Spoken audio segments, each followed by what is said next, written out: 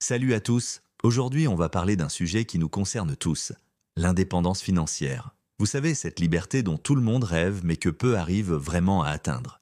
Je vais vous dévoiler les 5 étapes essentielles pour y parvenir avec des conseils concrets que vous pourrez appliquer dès aujourd'hui. Et croyez-moi, ça vaut vraiment le coup de rester jusqu'à la fin. Avant d'aller plus loin, prenez quelques secondes pour activer la cloche des notifications, comme ça vous ne manquerez aucun de mes prochains conseils sur la liberté financière. Commençons par la première étape fondamentale, définir son objectif. L'indépendance financière, ce n'est pas juste avoir beaucoup d'argent, c'est avoir suffisamment de revenus passifs pour couvrir son style de vie sans avoir besoin de travailler. Pour certains, c'est 3 000 € par mois, pour d'autres 1 000 €. L'important, c'est de définir votre chiffre. Prenez le temps de calculer vos dépenses mensuelles, ajoutez une marge de sécurité, et voilà votre objectif. C'est ce chiffre qui va guider toutes vos décisions futures. La deuxième étape, c'est la multiplication des sources de revenus. Dépendre d'un seul salaire, c'est comme marcher sur une jambe, c'est risqué et inefficace. Les millionnaires ont en moyenne 7 sources de revenus différentes. 7. Immobilier locatif, dividendes boursiers, business en ligne, consulting.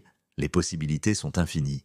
Troisième étape cruciale, la gestion intelligente de votre argent. C'est fou le nombre de personnes qui augmentent leur train de vie dès qu'elles gagnent plus. C'est le piège parfait pour ne jamais atteindre l'indépendance financière. Il faut apprendre à vivre en dessous de ses moyens et investir la différence. Parlons maintenant de la quatrième étape, l'investissement stratégique. C'est là que votre argent commence vraiment à travailler pour vous. L'immobilier peut vous rapporter des loyers, la bourse des dividendes, une entreprise des bénéfices. L'important est de diversifier et de penser long terme. Enfin, la cinquième étape, l'automatisation de vos finances. C'est ce qui fait la différence entre ceux qui réussissent et les autres. Mettez en place des virements automatiques vers vos investissements. Créez des systèmes qui fonctionnent sans votre présence constante. Voilà, vous avez maintenant une feuille de route claire vers l'indépendance financière. Mais attention, ça ne se fera pas du jour au lendemain. C'est un marathon, pas un sprint. J'aimerais vraiment savoir où vous en êtes dans votre parcours.